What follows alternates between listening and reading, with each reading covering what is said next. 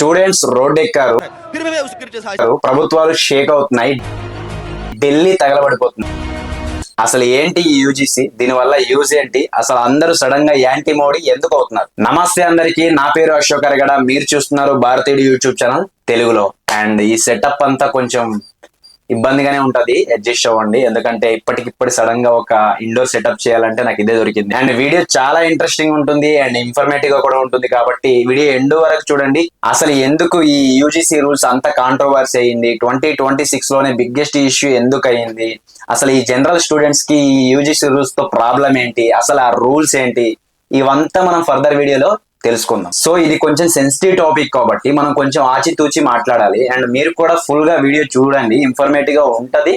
At the same time full గా చూసిన తర్వాత మీ ఒపీనియన్ కూడా కామెంట్ లో చెప్పండి. సో ఇదంతా మనకు తెలియాలి అంటే ఫస్ట్ మనకి యూజీసీ అంటే ఏంటో తెలియాలి. యూజీసీ అంటే university grants commission. For example ఒక సో అండ్ సో యూనివర్సిటీ ఉంది, దాన్ని యూజీసీ వాళ్ళు వెరిఫై చేసి ఎస్ ఇది ట్రస్టెడ్ అని చెప్పిన తర్వాత వాళ్ళకు ఒక సర్టిఫికేట్ ఇస్తారు. దాని తర్వాత వాళ్ళు దాన్ని రన్ చేస్తారు. అండ్ మీరు తీసుకునే డిగ్రీకి వాల్యూ యాడ్ చేసేది కూడా యూజీసీ వాళ్ళే. ఇంకా సింపుల్ గా చెప్పాలంటే ఒక బంచ్ ఆఫ్ యూనివర్సిటీస్ కి ఆర్ కాలేజెస్ కి ఇది మదర్ లాంటిది. అంటే వాళ్ళని మానిటర్ చేస్తుంది, at the same time rule కూడా చేస్తుంది. అంతా బానే ఉంది, ఓకే డన్. బట్ ఇష్యూ ఏంటి, రీసెంట్ టైమ్స్ లో యూజీసీ ఒక కొత్త రూల్స్ ని క్రియేట్ చేసింది. సరిగ్గా వినండి, ఇది రూల్స్ మాత్రమే, చట్టాలు కాదు. అదే యాంటీ డిస్క్రిమినేషన్ రూల్ 2026. ఈ రూల్స్ ఏం చెప్తుందంటే క్యాస్ట్, రిలీజన్, ఫిజికల్ అపిరెన్స్ ని బేస్ చేసుకుని ఎటువంటి డిస్క్రిమినేషన్ జరగకూడదు. అది కాలేజ్ అయినా సరే, యూనివర్సిటీ అయినా సరే. ఒకవేళ ఈ రూల్స్ ని ఎవరైనా బ్రేక్ చేస్తే వాళ్ళు యాక్షన్ తీసుకుంటారు. ఇంకా ప్రాబ్లం సివియర్ గా ఉంటే యూజీసీ ఆ యూనివర్సిటీ లైసెన్స్ ని క్యాన్సిల్ చేస్తుంది, స్టూడెంట్స్ అయితే డిబార్ చేస్తుంది, కంప్లీట్ గా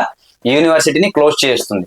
నాతో పాటు మీకు కూడా ఆల్ సెట్ బానే ఉంది అనిపించిన ఇక్కడే ఒక ప్రాబ్లం క్రియేట్ అయింది. అదెలా అంటే ఈ రూల్స్ అన్ని బానే ఉన్నా ఆ రూల్స్ ని మిస్యూజ్ చేసుకుని ప్రాబ్లం క్రియేట్ చేసే ఛాన్సెస్ చాలా ఎక్కువ ఉన్నాయని అంటున్నారు. అసలు సడన్ గా యూజీసీ ఎందుకు ఈ రూల్స్ ని పెట్టింది, స్టూడెంట్స్ ఎందుకు రియాక్ట్ అవుతున్నారు, ఇది తెలియాలంటే మనకు 2 ఇన్సిడెంట్స్ గురించి తెలియాలి. ఇన్సిడెంట్ నెంబర్ 1, 2016 లో హైదరాబాద్ యూనివర్సిటీలో రోహిత్ వేముల అనే ఒక స్టూడెంట్ కి క్యాస్ట్ డిస్క్రిమినేషన్ జరిగింది. హాస్టల్ బయట తరిమేశారు, స్కాలర్షిప్ కూడా క్యాన్సిల్ చేశారు. దీంతో రోహిత్ వేముల అని ఎవరైతే పర్సన్ ఉన్నారో బాగా డిప్రెస్డ్ అయ్యి సూసైడ్ చేసుకున్నారు. ఆ తర్వాత ఇన్వెస్టిగేషన్ జరిగింది, స్టోరీ కోర్టుకి ఎక్కింది. కోర్టు ఏం చెప్పిందంటే అసలు రోహిత్ వేముల మీద ఎటువంటి వివక్షత జరగలేదు, అసలు అలాంటి ఆధారాలే లేవు అని చెప్పేసి. అండ్ పోలీసులు అయితే రోహిత్ వేముల అసలు దళితుడే కాదని చెప్పేసి కేసు కొట్టేసి ఎవరిపైన ఎటువంటి యాక్షన్ తీసుకోలేదు. అండ్ ఈ న్యూస్ అప్పట్లో సంచలనం కూడా అయింది. ఇన్సిడెంట్ నెంబర్ 2, ఇది 2019 లో జరిగింది. ఆమె పేరు పాయల్ అండ్ ఒక government doctor and schedule tribe కు సంబంధించిన ఆవిడ. సేమ్ యాజ్ వెల్ తిన్ని కూడా తన హాస్పిటల్ సీనియర్స్ కులాన్ని అడ్డు పెట్టుకుని డిస్క్రిమినేట్ చేయడం, హెరాస్ చేయడం స్టార్ట్ చేశారు.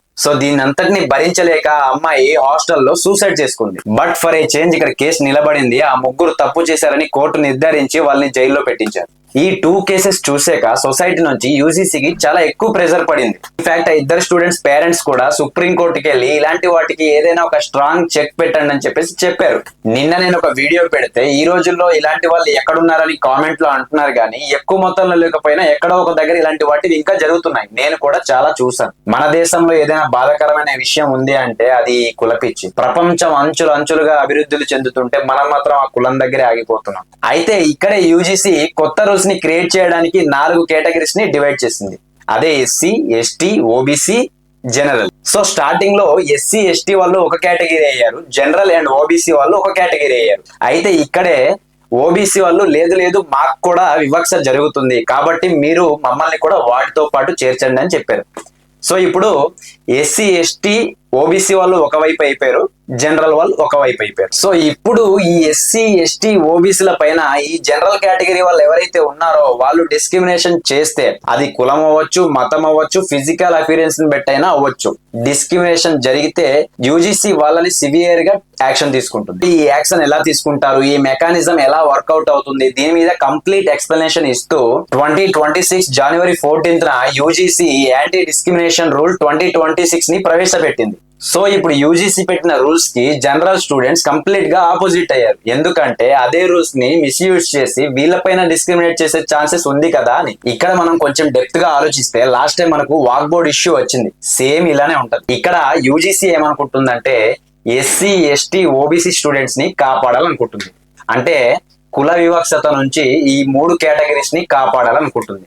బట్ జనరల్ స్టూడెంట్స్ ఏమంటున్నారంటే మీరు వాళ్ళని కాపాడాలనుకోవడం తప్పు కాదు, కరెక్టే, బట్ మాకెందుకు అన్యాయం చేస్తారు అంటున్నారు. అయితే ఇక్కడ అన్యాయం ఎలా జరుగుతుంది అంటే ఏదైతే యూజీసీ పెట్టిందో రూల్స్ వాటిని ఈ 3 కేటగిరీస్ యూజ్ చేసుకుని జనరల్ స్టూడెంట్స్ మీద పర్సనల్ గా లేదా వ్యంగ్యంగా అటాక్ చేసే ఛాన్స్ ఉంటది కదా అనేది వాళ్ళ ప్రాబ్లం. సో ఇప్పుడు అక్కడ జనరల్ కేటగిరీ స్టూడెంట్స్ ఏమంటున్నారంటే న్యాయం ఏదైనా 2 వైపులు సమానంగా ఉండాలి, కానీ మీరు ఒకే వర్గానికి సంబంధించిన విద్యార్థులకి ఇలాంటి సపోర్ట్ చేయకూడదు అంటున్నారు. సో దీని వల్ల అక్కడ ప్రొటెస్టులు జరుగుతున్నాయి, అది కాస్త యాంటీ మోడీ ప్రొటెస్టులుగా కన్వర్ట్ చేస్తున్నారు. సో ఇందులో బీజేపీని ఎందుకు టార్గెట్ చేస్తున్నారు అంటే ద రీజన్ ఇస్ చాలా సింపుల్. ఎందుకంటే బీజేపీని నార్త్ లో ఇప్పటికీ ఒక హై కేటగిరీ పార్టీలనే ట్రీట్ చేస్తారు. సో ఇప్పుడు నా పాయింట్ ఆఫ్ వ్యూ లో యూజీసీ పెట్టిన రూల్స్ మంచిదా కాదా అంటే డెఫినెట్లీ మంచిదే.